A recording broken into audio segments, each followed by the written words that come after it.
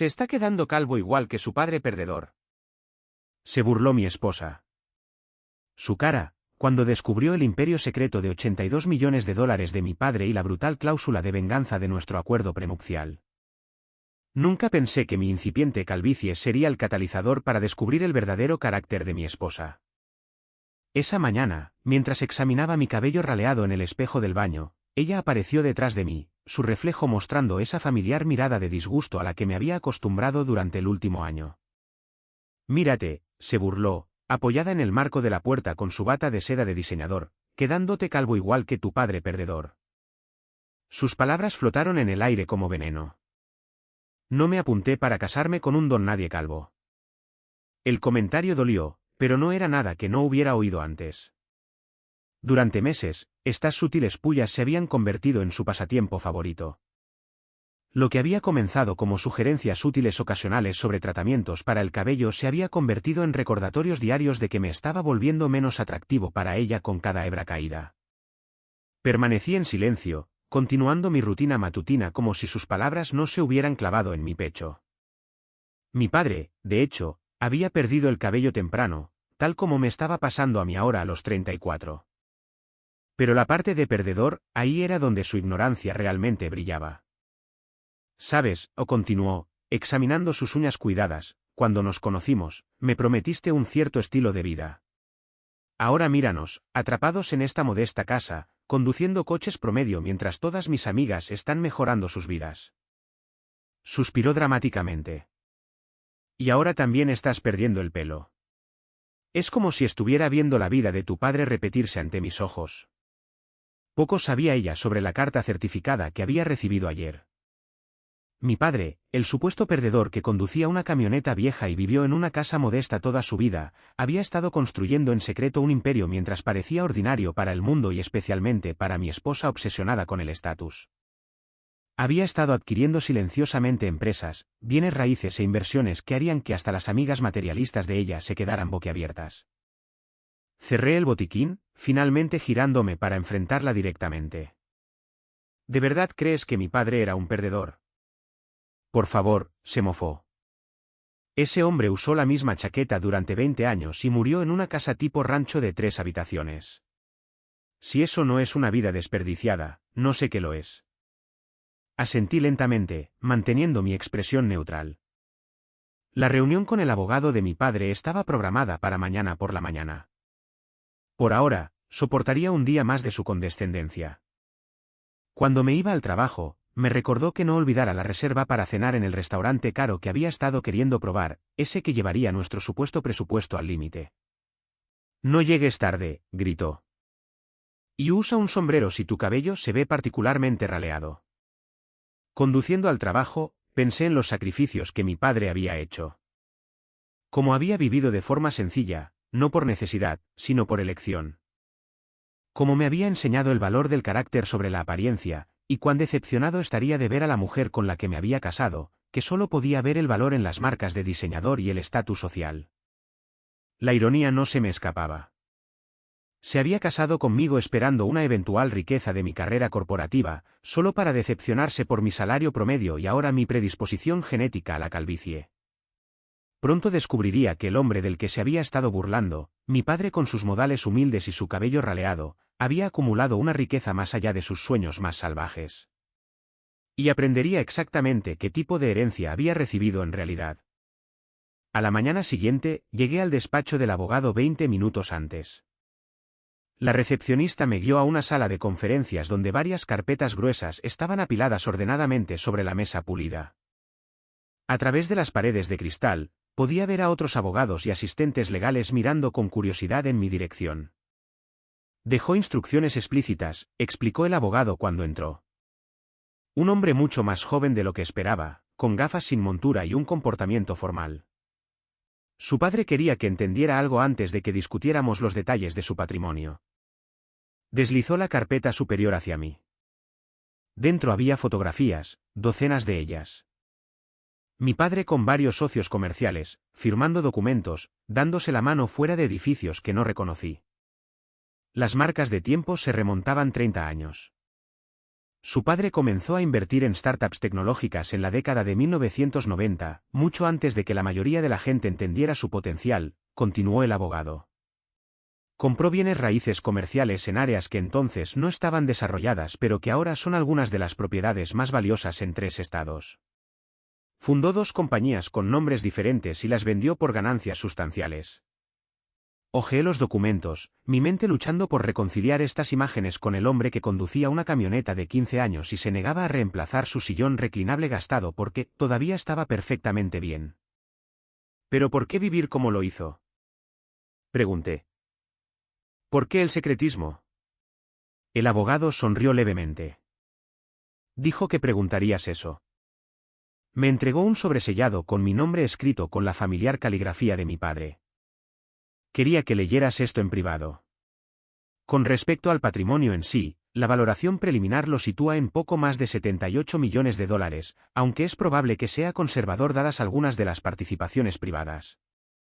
El número me golpeó como un golpe físico. 78 millones de dólares. La cantidad era incomprensible. Hay condiciones, agregó el abogado. Siempre condiciones con su padre. Mientras detallaba la estructura de los fideicomisos y los desembolsos, mi mente se desvió hacia mi infancia. Como mi padre me enseñó a cambiar el aceite de nuestro coche en lugar de pagarle a alguien para que lo hiciera. Como remendaba mis vaqueros en lugar de comprar unos nuevos. Como decía, el valor no está en lo que posees, sino en quién eres cuando nadie está mirando. Mi esposa se había burlado de estas lecciones, llamándolas mentalidad de pobreza. Ponía los ojos en blanco cuando yo repetía su sabiduría sobre que el dinero es una herramienta, no una meta. En 5 años de matrimonio, había dejado abundantemente claro que se había casado conmigo a pesar de mi crianza, no por ella. Más tarde, solo en mi coche, abrí la carta. Las palabras de mi padre fluían por la página, explicando cómo había visto a la riqueza destruir familias, crear un sentimiento de derecho y corromper el carácter.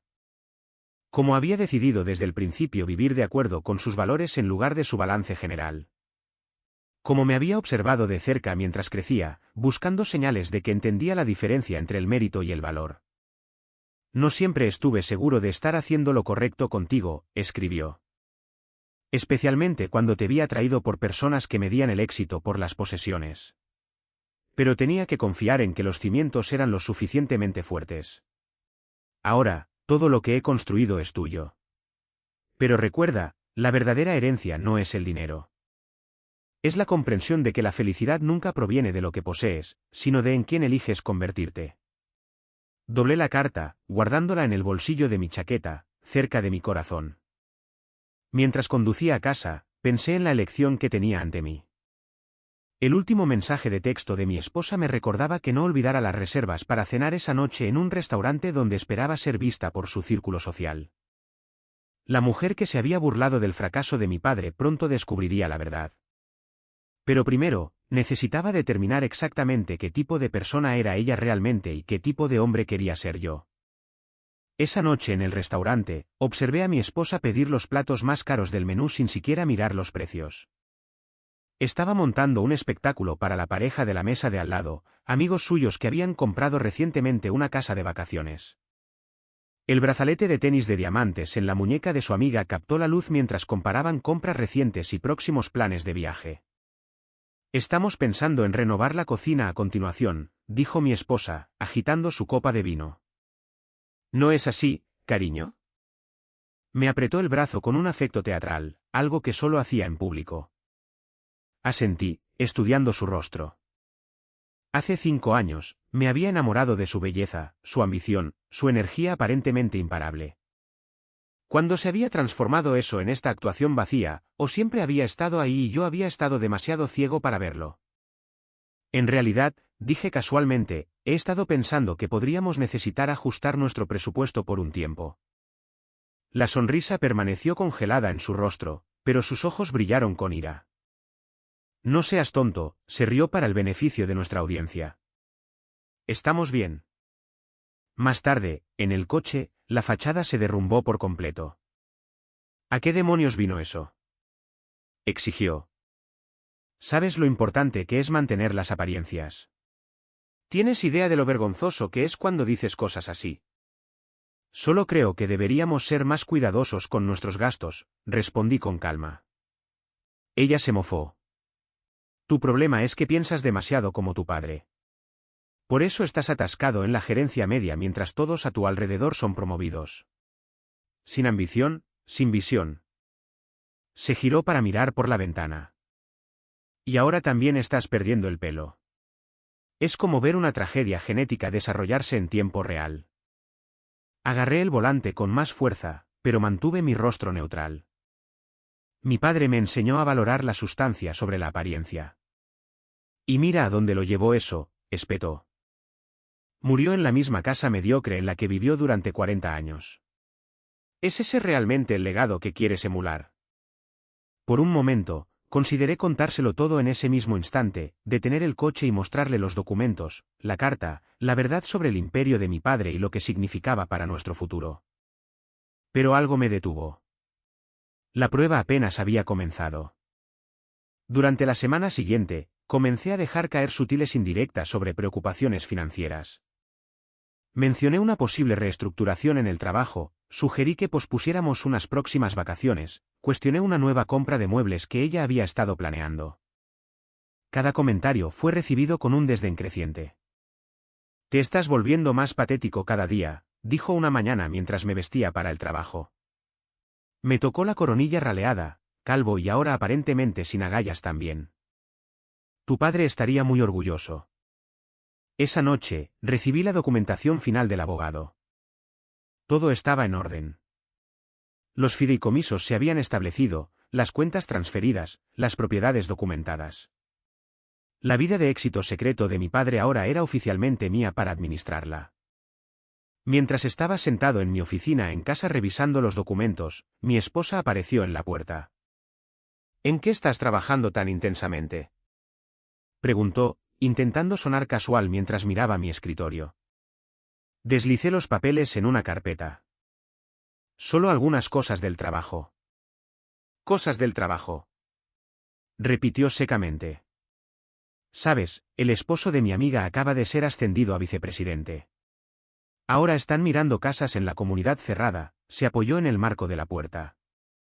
Mientras tanto, tú estás aquí haciendo cosas del trabajo que nunca parecen llegar a nada. La miré de verdad, y sentí una extraña sensación de claridad. ¿Alguna vez piensas en lo que realmente importa en la vida? Ella puso los ojos en blanco. Por favor, ahórrame la filosofía de sótano de tu padre. Lo que importa es vivir bien, ser respetado, seguir adelante. Hizo un gesto alrededor de nuestra modesta casa, no lo que sea esto. ¿Y si esto es todo lo que habrá?, pregunté, ¿sería suficiente? Su expresión se endureció. Ambos sabemos que no lo sería. Se giró para irse, pero se detuvo. Por cierto, llamó mi madre. Van a vender su condominio y mudarse a un lugar más barato. La pensión de papá no les alcanza tanto como pensaban. Me miró de nuevo. Solo un adelanto de nuestros años dorados, supongo. Mientras se alejaba, tomé mi decisión. La prueba final comenzaría mañana. A la mañana siguiente, me reporté enfermo en el trabajo por primera vez en 3 años. Necesitaba tiempo para prepararme. Después de que mi esposa se fuera a su trabajo de medio tiempo en la boutique, un puesto que tomó más por el descuento para empleados que por el modesto salario, hice 2 llamadas importantes. Primero, a un investigador privado que había sido recomendado por el abogado de mi padre. El hombre había sido minucioso, discreto, y lo que había descubierto durante la última semana confirmaba mis sospechas. La segunda llamada fue a mi jefe, explicando la situación y solicitando un favor inusual. Aceptó de inmediato, habiendo conocido bien a mi padre. Cuando mi esposa regresó a casa esa noche, yo estaba sentado en la mesa de la cocina, con la cabeza entre las manos, un vaso de whisky medio vacío a mi lado. Una actuación propia. ¿Qué te pasa?, preguntó, dejando caer su bolso de diseñador en la encimera. Te ves terrible. Levanté la vista, fingiendo angustia. Me despidieron hoy. Su cuerpo se quedó completamente inmóvil. ¿Qué? ¿Recortes de presupuesto? Todo mi departamento. Tomé un sorbo deliberado de whisky. Con efecto inmediato. El color se le fue del rostro. Eso no es posible. No pueden simplemente. Tenemos facturas, la hipoteca, mis tarjetas de crédito. Su voz se apagó mientras calculaba las implicaciones. Empezaré a buscar un nuevo trabajo mañana, dije. ¿Mañana? Espetó. Deberías haber estado haciendo llamadas todo el día. ¿Y tu red de contactos? ¿Ese MBA inútil que tienes? Seguramente alguien puede. Necesitaba tiempo para procesarlo, interrumpí. Fue inesperado. Caminaba de un lado a otro de la cocina, ya no preocupada por mi estado emocional.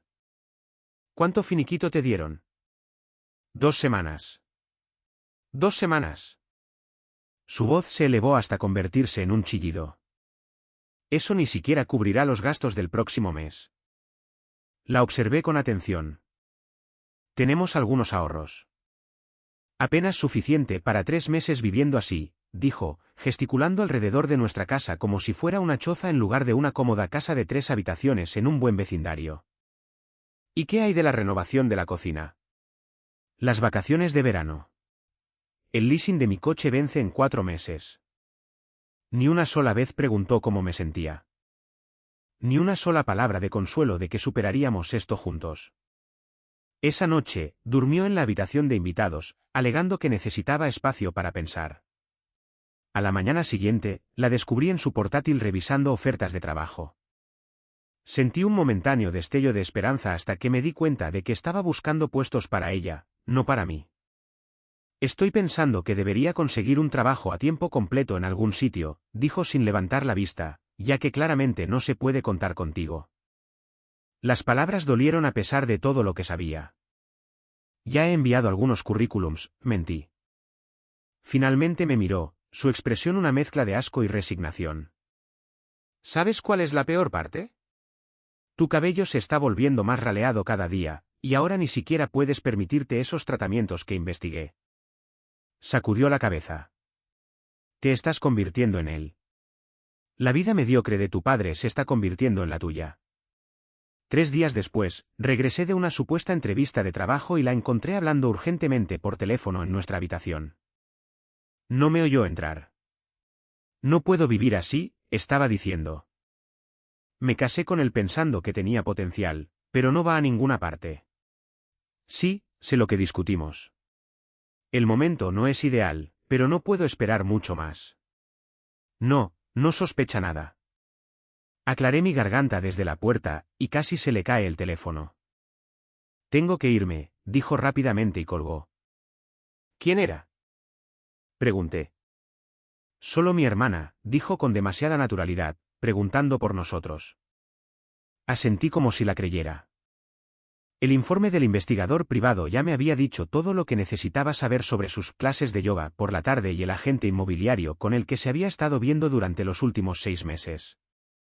El mismo hombre que acababa de estar al otro lado de esa llamada. ¿Alguna suerte con la búsqueda de trabajo? Preguntó, cambiando de tema. Todavía no, respondí. Pero algo saldrá. Su sonrisa no llegó a sus ojos. Estoy segura de que sí, cariño. Esa noche, anunció que iba a visitar a sus padres durante el fin de semana para despejarse. Sabía por el informe del investigador exactamente dónde se alojaría en realidad y con quién. Mientras la ayudaba a meter su maleta en el coche, se detuvo. He estado pensando, dijo con cuidado. Quizás esto sea una señal de que necesitamos hacer algunos cambios más grandes. Mantuve mi rostro neutral. ¿Qué tipo de cambios? No me miró directamente a los ojos. Hablemos cuando vuelva. Creo que ambos necesitamos considerar nuestro futuro. Asentí, sabiendo exactamente lo que nos esperaba el lunes por la mañana. Conduce con cuidado, dije, y la vi alejarse, ya calculando mentalmente cómo dividir nuestros modestos activos, sin ser consciente de lo que realmente se avecinaba. El lunes por la mañana llegó con una tormenta eléctrica, un clima apropiado para lo que estaba a punto de suceder. Mi esposa regresó tarde el domingo por la noche, y fingí estar dormido cuando se deslizó en la habitación de invitados. El fin de semana le había dado tiempo para finalizar sus planes con su amante. Sin saber que yo había pasado el mismo tiempo preparándome para este momento, me encontró en la cocina tomando una taza de café y mirando la lluvia. Su cabello estaba perfectamente peinado a pesar del clima, y vestía lo que reconocí como su atuendo de negocios serios, el que usaba cuando quería intimidar a alguien. «Tenemos que hablar», dijo, colocando su bolso de diseñador en la isla de la cocina con determinación. Sí, estuve de acuerdo. Tenemos que hacerlo. Pareció momentáneamente desconcertada por mi calma. Esperaba resistencia. Lágrimas, quizás, o súplicas desesperadas. No ofrecí ninguna. Esto no está funcionando, continuó, recuperando el equilibrio. Ha quedado claro desde hace un tiempo que queremos cosas diferentes de la vida. ¿Tú estás contento con esto?, hizo un gesto vago alrededor de nuestra casa. Yo no. Nunca lo estuve. Lo sé, dije simplemente. Sus ojos se entrecerraron. Ya he hablado con un abogado. Una pequeña mentira. Solo había tenido una consulta, según el informe del investigador. Creo que es mejor si hacemos esto rápido y limpio. Estoy preparada para ser razonable sobre la división de bienes. Es generoso de tu parte, respondí, manteniendo mi voz nivelada. Debió haber confundido mi calma con la derrota, porque sus siguientes palabras llevaban un toque de satisfacción. Necesitaré la casa, por supuesto, al menos hasta que se venda. Y creo que la mitad de tu 401k es justo, considerando el apoyo que le he dado a tu carrera. Casi me río de eso. Su apoyo había consistido principalmente en quejas de que no avanzaba lo suficientemente rápido. Debes saber, continuó, que he aceptado un puesto en Bellemis, los grandes almacenes de alta gama donde ocasionalmente compraba. Asistente de comprador. Es de nivel de entrada, pero tiene potencial de crecimiento. Felicitaciones, dije. Ella frunció el ceño, desconcertada de nuevo por mi falta de emoción. ¿No tienes nada que decir sobre todo esto? Tomé un sorbo deliberado de café. Creo que deberíamos reunirnos con los abogados juntos mañana, si es posible. ¿Ya has contratado a un abogado? Ahora parecía preocupada. Sí, el antiguo abogado de mi padre, de hecho. Ella se mofó. Bueno, espero que cobre por caso y no por hora, dada tu situación financiera. Ha sido muy complaciente, dije. He programado una reunión para mañana a las 10. Su oficina en el centro. Bien, dijo, claramente ansiosa por terminar con esto. Allí estaré. El resto del día transcurrió en un extraño silencio. Empacó más ropa, hizo varias llamadas en voz baja y evitó deliberadamente cualquier conversación real. Esa noche, mientras se preparaba para irse a pasar la noche, a casa de su hermana, afirmó, la llamé. Siempre me he preguntado, dije, ¿qué viste realmente en mí cuando nos conocimos? Se detuvo en la puerta, quizás sorprendida por la franqueza de la pregunta. Por un momento, vislumbré algo parecido al arrepentimiento en su expresión. Potencial, dijo finalmente. Vi un potencial que nunca llegaste a desarrollar. Después de que se fue, llamé al abogado para confirmar nuestra reunión y finalicé los detalles. Todo estaba en su lugar. Los investigadores habían compilado sus pruebas. Los documentos financieros estaban preparados y los testigos necesarios estarían presentes. Esa noche, dormí en nuestra cama por primera vez en días, extrañamente en paz. Pensé en mi padre, en las lecciones que había intentado enseñarme y en la sabiduría de su enfoque poco convencional de la riqueza. Él había visto venir algo como esto, quizás lo había experimentado él mismo en su juventud, y había estructurado su legado en consecuencia. Por la mañana, me vestí cuidadosamente con un traje que rara vez usaba. Mientras me ajustaba la corbata en el espejo, noté mi incipiente calvicie, el rasgo del que mi esposa se había burlado tan implacablemente. Sonreí a mi reflejo, ya no me molestaba. Después de todo, también era parte del legado de mi padre, junto con sus valores, su sabiduría y, sí, su fortuna. Llegué al despacho del abogado 30 minutos antes para revisar los detalles finales. La sala de conferencias estaba preparada exactamente como lo había solicitado. Documentos dispuestos con precisión, testigos en la sala adyacente, equipo de grabación discretamente colocado. Precisamente a las 10, la recepcionista anunció la llegada de mi esposa. Entró con el paso seguro de alguien que creía tener todas las cartas. Su abogada, una mujer elegantemente vestida con una reputación agresiva, la seguía de cerca. El momento de la revelación finalmente había llegado. La expresión de mi esposa cambió de confianza a confusión mientras observaba la imponente sala de conferencias. No era la modesta oficina que había esperado del abogado de mi padre perdedor. La mesa de caoba, los ventanales del suelo al techo con vistas a la ciudad, las obras de arte originales en las paredes, todo señalaba dinero e influencia serios. Por favor, tomen asiento, dijo mi abogado, señalando las sillas dispuestas en el lado opuesto de la mesa. Estaba flanqueado por dos colegas que no había conocido antes, ambos con portafolios de cuero. Mi esposa y su abogada intercambiaron miradas antes de sentarse con cautela. Antes de comenzar, empezó su abogada, mi clienta ha preparado una propuesta razonable para... No necesitaremos eso, interrumpió suavemente mi abogado. Esta reunión tiene un propósito diferente al que podrían esperar. La abogada de mi esposa frunció el ceño. No entiendo. Permítame aclarar, continuó mi abogado, deslizando un documento sobre la mesa. Esta es una copia del acuerdo prenupcial firmado hace 5 años. El rostro de mi esposa palideció.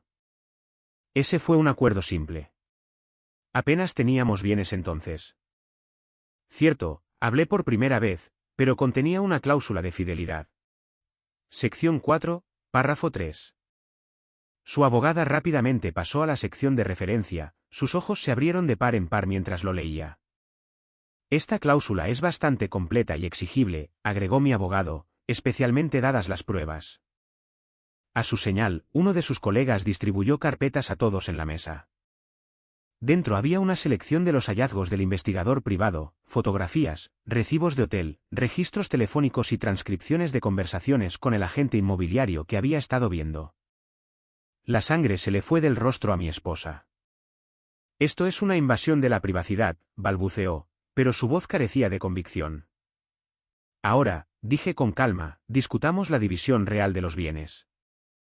Mi abogado asintió y presentó una segunda carpeta. Esta contenía extractos bancarios, escrituras de propiedad y carteras de inversión. A medida que mi esposa y su abogada hojeaban las páginas, sus expresiones se transformaron de la confusión a la incredulidad. Debe haber algún error, dijo su abogada, con la voz repentinamente menos segura. Estas cuentas son todas legítimas, confirmó mi abogado. El valor total del patrimonio es de aproximadamente $82 millones, incluyendo propiedades, carteras de inversión y participaciones empresariales. La cabeza de mi esposa se levantó de golpe, sus ojos desorbitados por el shock. ¿$82 millones? Eso es imposible. Mi padre, expliqué, encontrando su mirada firmemente. El perdedor del que te burlaste tan implacablemente, construyó un imperio financiero mientras vivía modestamente. Él creía que la riqueza era una responsabilidad, no un símbolo de estatus. ¿Por qué no me lo dijiste? Susurró, su voz una mezcla de ira y cálculo desesperado. ¿Habría hecho que te burlaras menos de mi incipiente calvicie? ¿Te habría mantenido fiel? ¿Te habría hecho una mejor persona? Dejé las preguntas flotando en el aire. ¿O simplemente habría ocultado tu verdadero carácter de mí por más tiempo? Su abogada, presintiendo el desastre, intentó recuperar el control. Independientemente de estas revelaciones, mi clienta tiene derecho a... Su clienta tiene derecho exactamente a lo que estipula el acuerdo prenupcial en caso de infidelidad, interrumpió mi abogado. Lo cual, como ya ha visto, es nada. Eso no puede ser legal, protestó su abogada, pero sin convicción. Ha sido revisado a fondo, le aseguró mi abogado, especialmente a la luz de la infidelidad documentada. En ese momento, la puerta se abrió y el agente inmobiliario, su amante, fue acompañado por un asistente. Su rostro mostró confusión, luego reconocimiento, y luego alarma al ver a mi esposa. ¿Qué está haciendo él aquí?, exigió mi esposa, medio levantándose de su silla. Proporcionando testimonio, explicó mi abogado. Ha sido muy cooperativo desde que se enteró de ciertas irregularidades fiscales en su negocio que descubrimos durante nuestra investigación. Su amante no la miró a los ojos mientras lo llevaban a un asiento en el extremo de la mesa. Este es el acuerdo, continuó mi abogado, deslizando un último documento hacia ellos. Establece que desalojará la casa en un plazo de 7 días, devolverá todos los regalos valorados en más de $500 que fueron comprados con fondos matrimoniales y renunciará a todas las reclamaciones sobre cualquier bien matrimonial. A cambio, recibe un pago único de $50,000 si no emprendemos acciones legales por el fraude de tarjetas de crédito que descubrimos. ¿Fraude de tarjetas de crédito? Su abogada miró bruscamente a mi esposa. Las cuentas abiertas a mi nombre sin mi conocimiento, expliqué. 3 de ellas. La fachada cuidadosamente construida de mi esposa finalmente se desmoronó por completo. La máscara de desprecio que había usado durante meses dio paso al pánico desnudo al darse cuenta del alcance total de su error de cálculo. No puedes hacerme esto, dijo, su voz apenas audible. 5 años de mi vida. 5 años de insultos, infidelidad y materialismo, la corregí suavemente. Considera esto una valiosa lección sobre juzgar a las personas por las apariencias. La reunión concluyó en 1 hora. Su abogada, reconociendo la desesperanza de su posición, le aconsejó que firmara el acuerdo. Mientras se preparaban para irse, mi esposa se volvió, con los ojos llenos de una mezcla de rabia y cálculo desesperado.